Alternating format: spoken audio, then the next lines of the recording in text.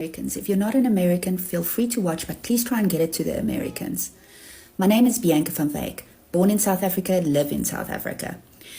Today you will be welcoming the so-called white Afrikaans refugees. They are there based on an offer made to them, which I must say was informed by disinformation about South Africa. Now, I've seen a lot of takes on who Americans think they are receiving. Okay, you are not getting successful, professional, white, middle class South Africans that are fleeing South Africa. The people you are getting are the people that believe that there is discrimination against them based on their race. Keep in mind, we live in the most unequal country in the world. We have, for instance, 70% of agricultural land and agricultural holdings are owned by white South Africans. 62 to 68% of top leadership positions in corporate are filled by white males. There is a huge salary disparity between white South Africans and the rest of the population. And there are a number of other indicators which shows you that this story of discrimination based on race is false.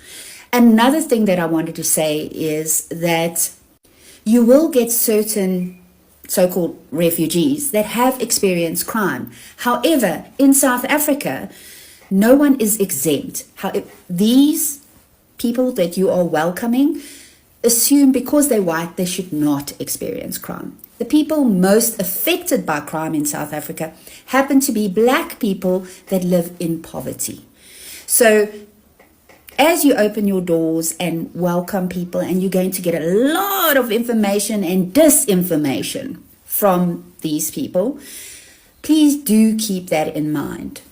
That meeting, but we did say, and notice notice how Trump did not disturb Rian Rupert when he spoke. Oh, yeah. Did not interject when, what's his name? Retief Goosen, when he was speaking, the golfer. Ernie Els when he was speaking. But he kept on just disrespecting our president. You know, like cutting him, all these things.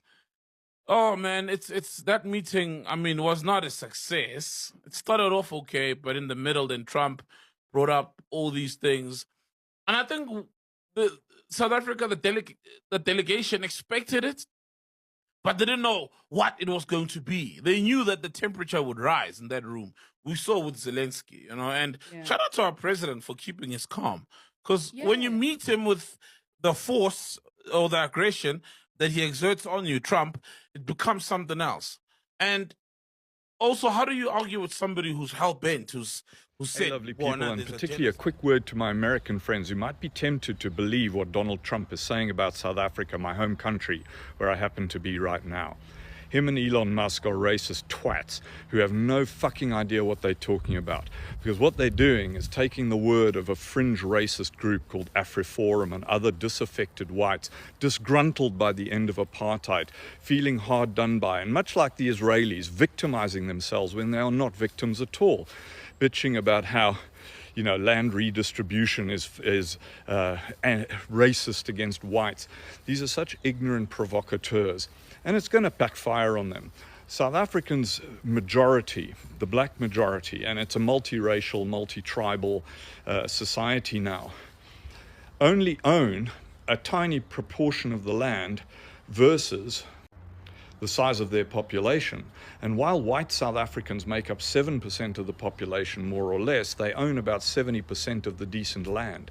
And so the redistribution of land is to address past inequities, and the vast majority of South Africans agree and understand why that's happening and that it's a good thing. It's also under a very strict mechanism.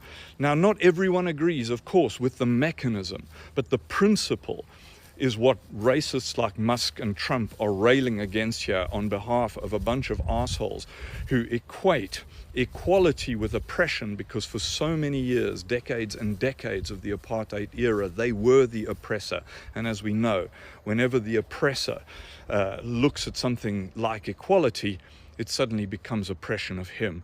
So fuck Elon Musk, fuck these idiots from AfriForum. You probably know nothing about them, but this is a bunch of, the equivalent of your kind of Proud Boys hanging on to some past that never actually existed.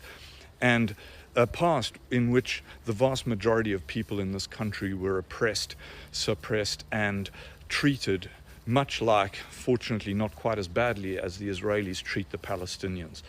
So this whole railing against South Africa, I'm going to add one more point. South Africans on the whole, all of us, white, black, Indian, colored, which is not a term, is a specific term for those of you who might get offended by that, a specific racial group. We are very, very resilient people. As a country, we have gone through a great deal, both in terms of the early part and then the transition from the apartheid era to genuine multicultural democracy.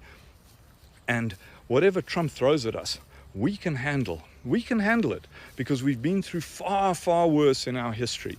And my hope is that South Africans all turn around with one voice and tell Trump to fuck off with his sanctions and his fucking withdrawal of aid and his tariffs and all of this stuff, because we can live through it. What I'm not sure about is whether Americans can, because for the most part, all the stuff that Vivek Ramaswamy said recently about Americans being soft, not prepared to put in the hard graft, and all this stuff, I tell you, for the experience of most foreigners is true. And it's not true of every American I know. Some of them are the most hardworking, wonderful people in the world. But as a general principle, South Africans are far more resilient and able to withstand this kind of bullshit authoritarian pressure than any American population. So to my fellow South Africans, let's stick this out.